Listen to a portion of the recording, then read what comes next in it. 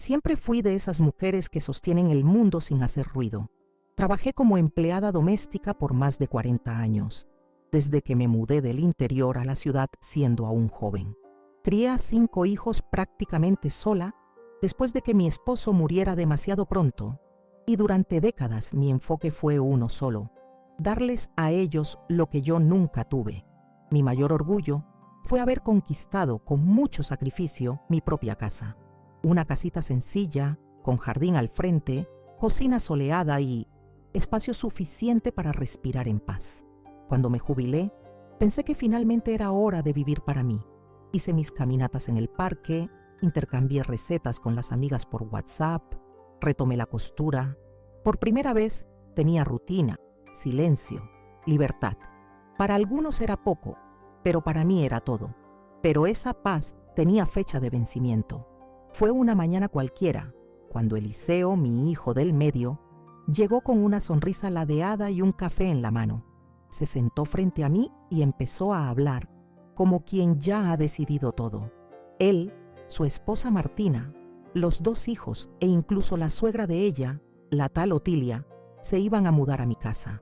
Según él, su apartamento estaba apretado y una casa grande como la mía no debería ser ocupada por una sola persona.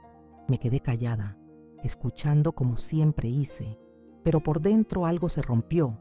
No era solo la imposición, era la certeza con que hablaba, como si yo no tuviera voz, como si yo estuviera ahí solo para ceder espacio.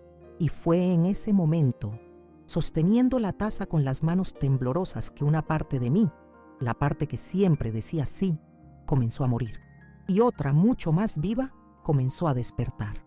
Ese día, después de que Eliseo se fue, me quedé sentada un buen rato en la mesa de la cocina, mirando el resto del café que ya se había enfriado.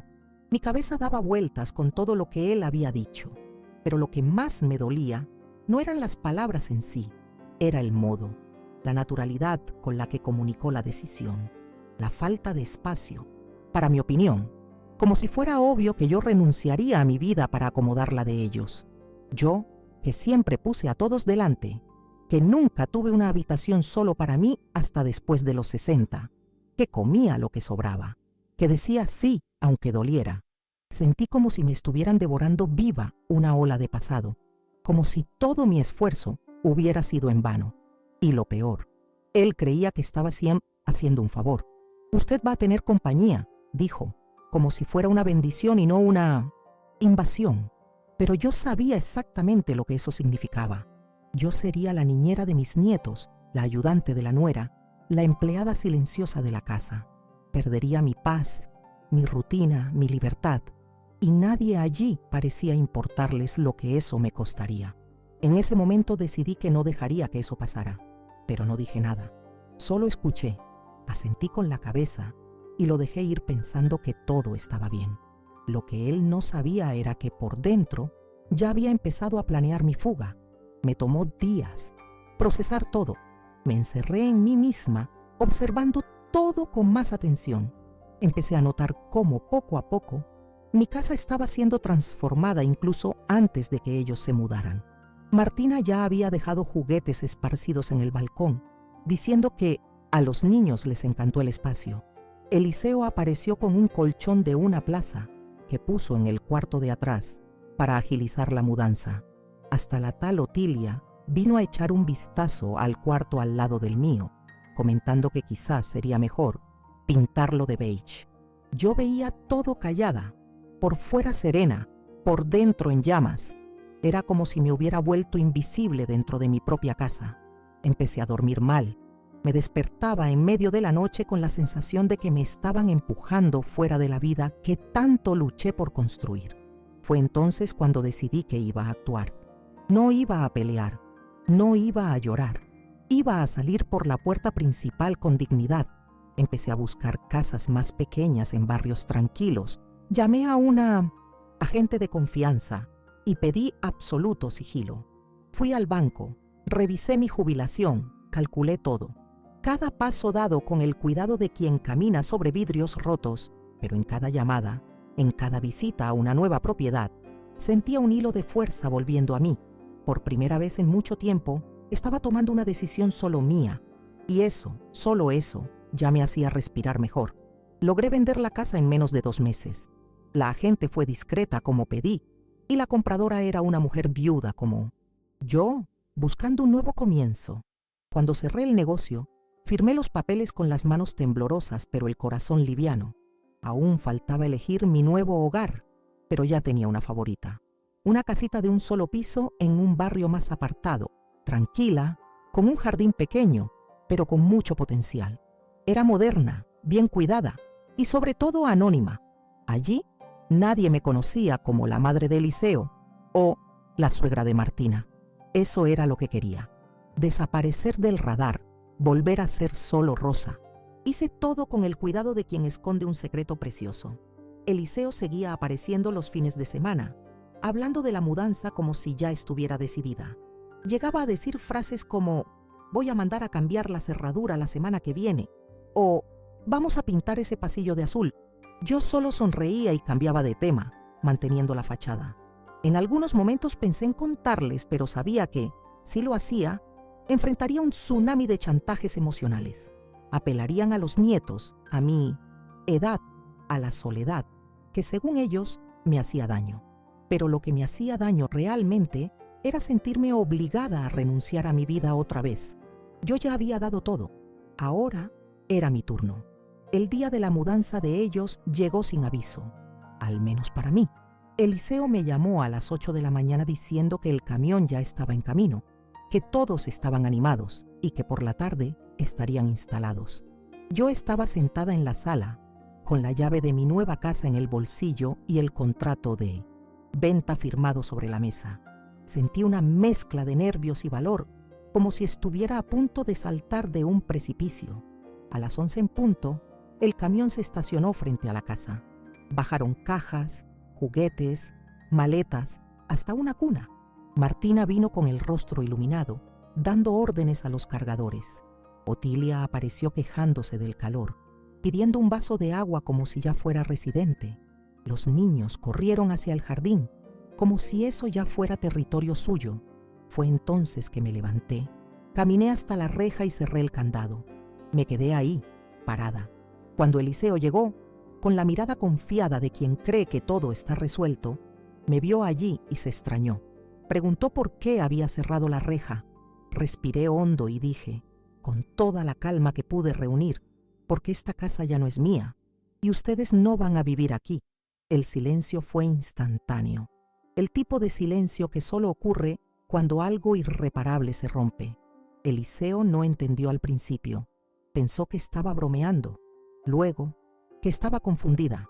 Solo cuando le mostré el contrato, firmado y registrado, se dio cuenta de que había hecho algo que él jamás imaginó. Decidí por mí misma. La reacción de Eliseo fue una mezcla de incredulidad y furia contenida. Primero, intentó reír, como si yo estuviera actuando en una obra. Mamá, el camión está ahí afuera. Los niños están aquí. ¿Hablas en serio? Yo solo asentí con la cabeza, firme.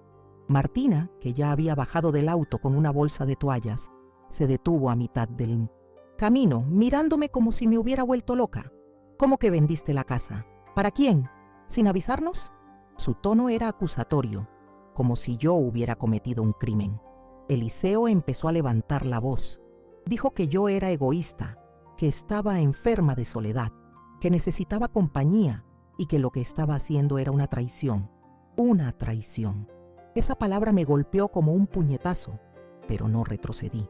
Dejé que hablaran, que se exasperaran, que me echaran todas las culpas como siempre. Hicieron, pero ahora ya no era la misma. Escuchaba, sí, pero no me doblaba. Dije que ellos tenían todo el derecho de buscar un lugar mejor para vivir, pero que esa casa ya no era una opción. Dije que durante 40 años hice todo por mis hijos, muchas veces tragando mi propia voluntad, y que ahora, con 70 años, tenía derecho a elegir cómo quería vivir mis días.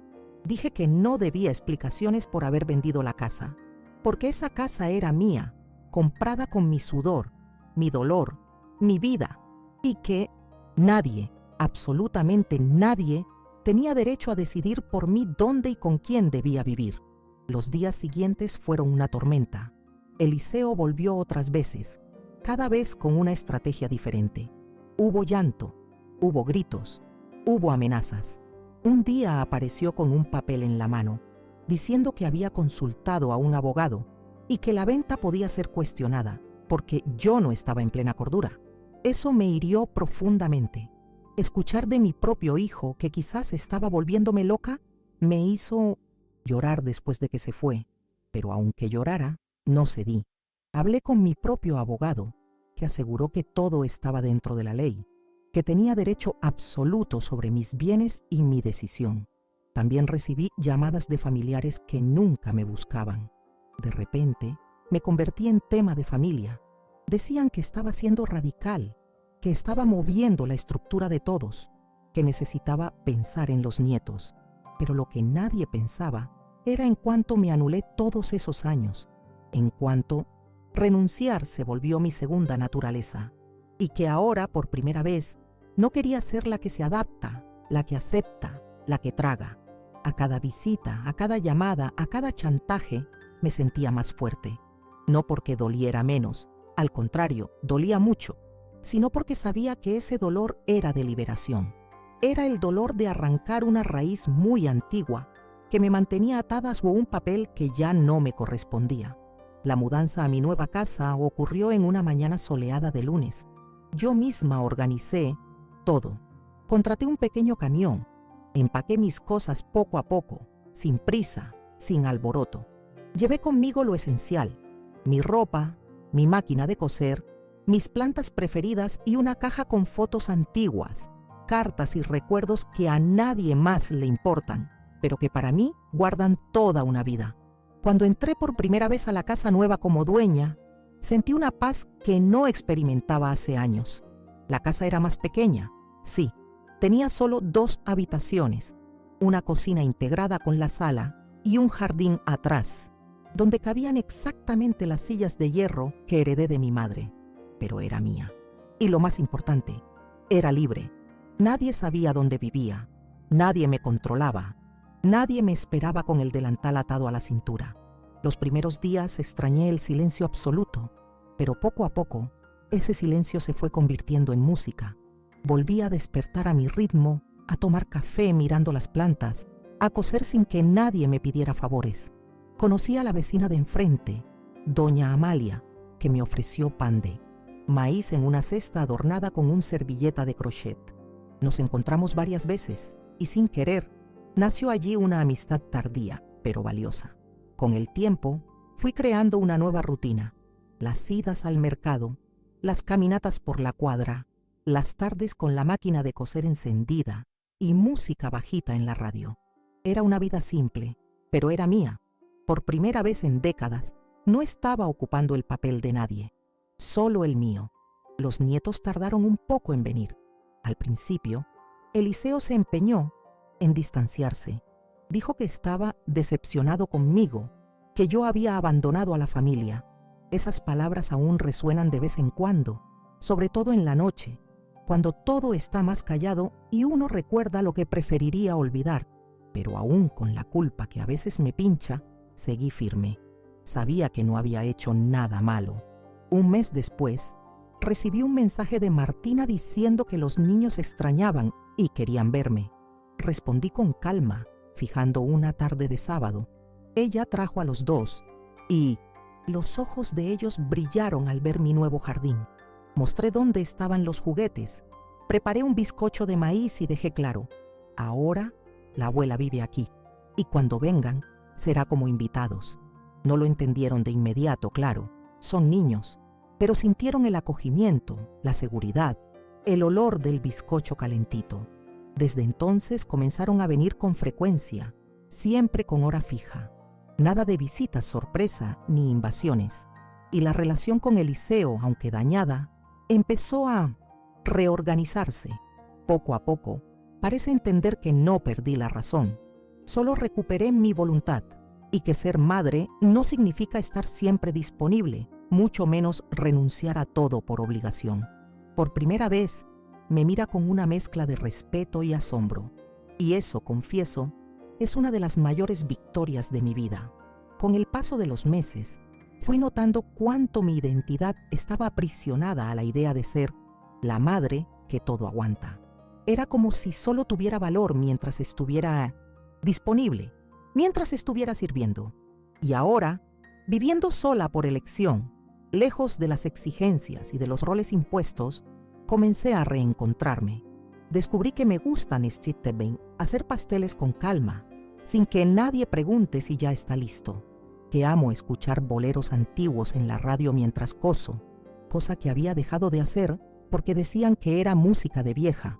Redescubrí mi cuerpo en el silencio, el ritmo de la respiración, los dolores que antes ignoraba, el placer de un baño largo.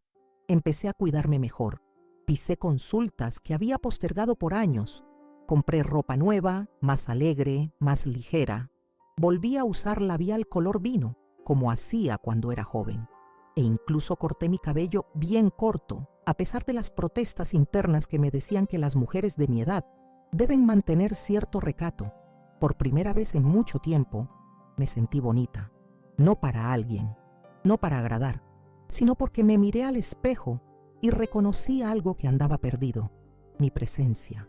No era solo el reflejo, era la certeza de que estaba ahí, entera, tomando control de mi propia historia, sin necesidad de pedir permiso.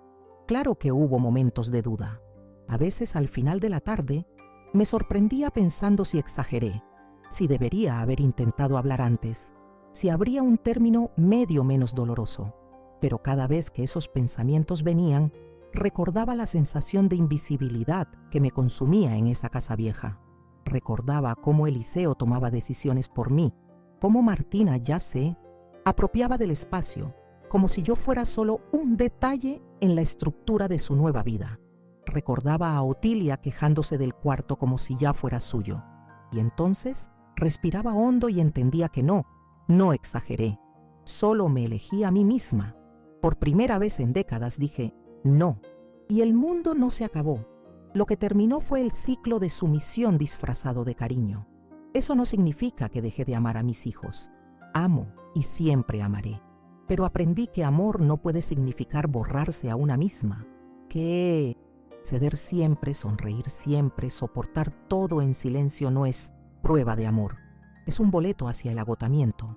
Hoy, cuando pongo un mantel bordado en la mesa o corto rebanadas de bizcocho para los nietos, lo hago con placer, porque lo hago por elección, no por obligación. Eso lo cambia todo. El sabor del café es otro, el peso de la vida también. La experiencia también me enseñó algo que nadie suele decir en voz alta. Envejecer no es solo perder juventud, también es ganar coraje. Un coraje distinto, más silencioso, más maduro.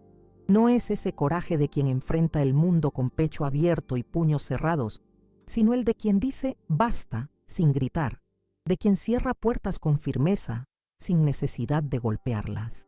Antes, pensaba que con la edad uno se volvía más maleable, más dócil.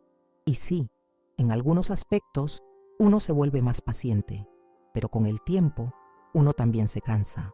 Cansa de tragar, de doblarse, de sonreír cuando quiere llorar. Cansa de ser útil todo el tiempo, de vivir en función del otro. Y la fuerza que quedaba dentro de mí, que por años fue usada para servir, ahora la redirigí para sostenerme. Y qué liberador es darse cuenta de que aún se puede empezar de nuevo, incluso después de los 70. No hace falta una vuelta espectacular, ni cambiar de país, ni un nuevo romance. A veces el reinicio es solo eso: mudarse de casa, decir no con firmeza, reaprender a respirar en paz. Eso ya lo cambia todo. A veces lo único que necesitamos es un espacio donde nadie mande, en nosotros, donde nadie nos reduzca a la función de madre, abuela o señora que debe estar agradecida por aún ser recordada. Hoy soy solo Rosa, y eso para mí es más que suficiente. Las personas a mi alrededor empezaron a notar ese cambio. Mis amigas del grupo de WhatsApp comenzaron a comentar que había vuelto a sonreír diferente. Algunas incluso me llamaron en secreto, preguntando cómo tuve coraje. Hubo una, Dolores, que confesó que su hijo y su nuera también estaban presionándola para que dejara el departamento donde vivía sola. Dijo que, después de escuchar mi historia, empezó a pensar en hacer lo mismo. Esas conversaciones me emocionan, porque durante mucho tiempo pensé que era la única sintiéndose aplastada entre el amor que siento por mis hijos y el peso de ser siempre la responsable. Pero descubrí que hay muchas mujeres como yo, que se anulan sin darse cuenta, que dicen sí por miedo a parecer ingratas o egoístas. Y no somos egoístas, solo queremos respeto, solo queremos existir como individuos, no solo como piezas en la maquinaria de la vida ajena. Y si con mi decisión puedo inspirar a otras mujeres a hacer lo mismo, a elegirse sin culpa, entonces toda esta historia habrá valido aún más la pena, porque no se trata solo de mi casa, de mi nombre en la escritura o de los muebles arreglados a mi manera. Se trata de un reconocimiento, de que mi vida también es valiosa, de que mis deseos aún importan y de que nunca es tarde para liberarse, aunque he reconstruido mi rutina, mi rincón, mi independencia. No puedo negar que, en algunos momentos, la soledad golpea. Es una soledad diferente a la que sentía cuando vivía rodeada de ruido, pero ignorada en esencia. Ahora viene en forma de silencio absoluto, de tardes largas, de domingos sin visitas. En esas horas, me siento en el sofá y miro por la ventana, el cielo cambiando de color, los pajaritos posándose en la cerca, y pienso en el camino que me trajo hasta aquí.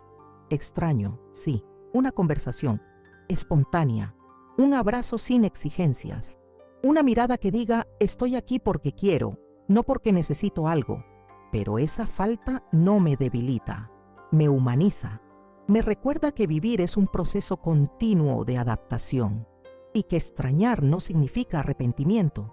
No me arrepiento de haber cerrado la reja ese día, no me arrepiento de haber vendido la casa donde crecieron mis hijos. Esa casa guardaba recuerdos, es cierto, pero también albergaba una versión de mí que estaba muriendo poco a poco. Era como vivir en un museo donde yo misma era la pieza de exposición, detenida en el tiempo, sin voz activa. Hoy, aún con los momentos de silencio, sé que soy dueña de mí. Puedo salir cuando quiera, dormir sin ruido, elegir el mantel de la mesa sin que nadie lo considere kitsch. Eso es libertad, eso es curación. Otra cosa que cambió fue mi relación con la costura. Antes, cosía para los demás. Hacía bajos de pantalones, reformaba vestidos, arreglaba dobladillos, casi siempre gratis, como un favor que le debía al mundo. Ahora, coso para mí. Creé una pequeña colección de paños de cocina bordados con frases que me representan. Uno dice, quien elige su propia paz no debe disculpas a nadie. Lo puse en la cocina, bien visible. Otro dice, no soy refugio de quien no me respeta. También he hecho algunas bolsas de tela, bien coloridas, y estoy pensando en venderlas en una feria local. No es por dinero, es por el placer de crear algo con las manos, de mostrar al mundo que todavía puedo, producir, que todavía puedo sorprender. Estos pequeños gestos que antes parecían bobos, hoy son manifestaciones de quien estoy siendo. He anotado ideas, hecho borradores, hasta volví a usar mi vieja caja de hilos que estaba olvidada en el fondo del armario. En cada puntada, en cada corte, siento que estoy hilvanando una nueva versión de mí misma.